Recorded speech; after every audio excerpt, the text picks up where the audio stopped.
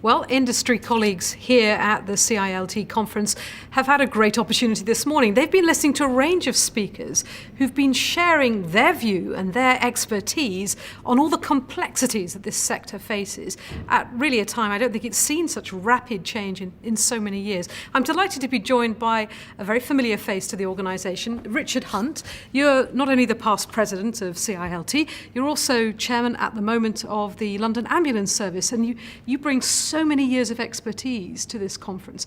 For you, what does brightest opportunities actually mean?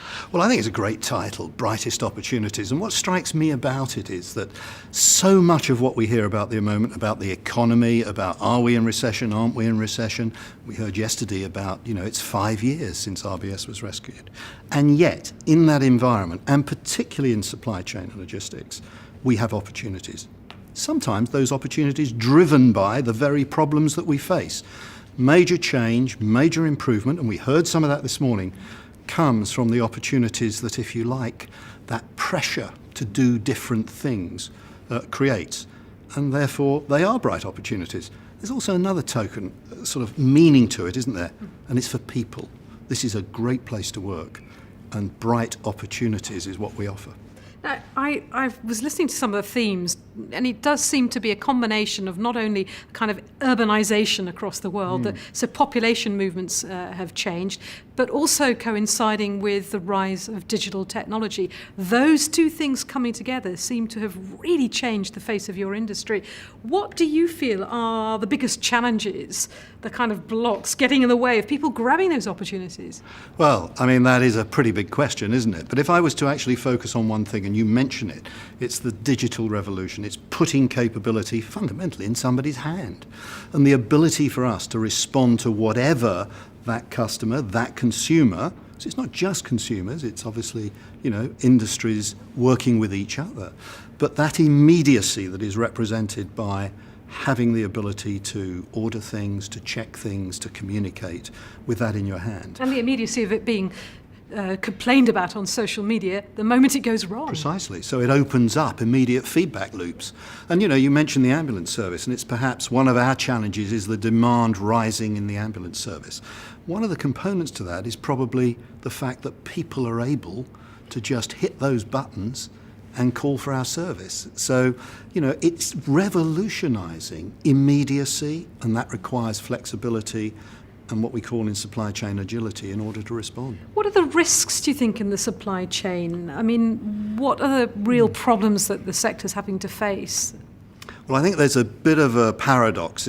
For years, we've outsourced. Globalization says manufacturing goes to low-cost centres, and, we can look at countless examples of that. And interestingly, transport is one of those issues of sustainability. So we've created a supply chain approach that puts long transport legs within that particular supply chain. And that's obviously a vulnerability. It's a vulnerability to natural disasters, but also sustainability. So I can see that changing or being one of the challenges that we have to address in the future. Is it right that we've put everything offshore? Will there be a return to holding more goods locally, as an example? You spoke this morning about people and how this is what the sector needs, the brightest, the best, people with a real entrepreneurial spirit to be able to seize the opportunities. Yeah. How are you going to go about recruiting the right people? Well, this is a subject that we've talked about in the logistics world and supply chain ever since I've been involved. Logistics in the boardroom, supply chain in the boardroom. Our challenge is to attract those very best people to our brightest opportunities. And we've got to look hard at ourselves about that, because we've been talking about it for so long, and actually it is in a better place than it ever was before.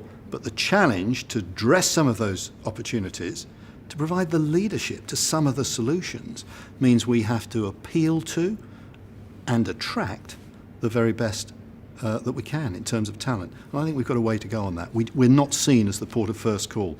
So what role do you think the Institute should play in changing the image of the sector? Well, the Institute is a home for people in a world, in a working life where they're going to work for different organisations. You don't join an organisation and work for it for life any longer. So we see ourselves as I want to use the word anchor, but not in the sense that you're rooted to a spot, but something that people, as they professionally develop and work for this organisation or that, they can be a member of the Institute, which provides them, if you like, a continuity and a route.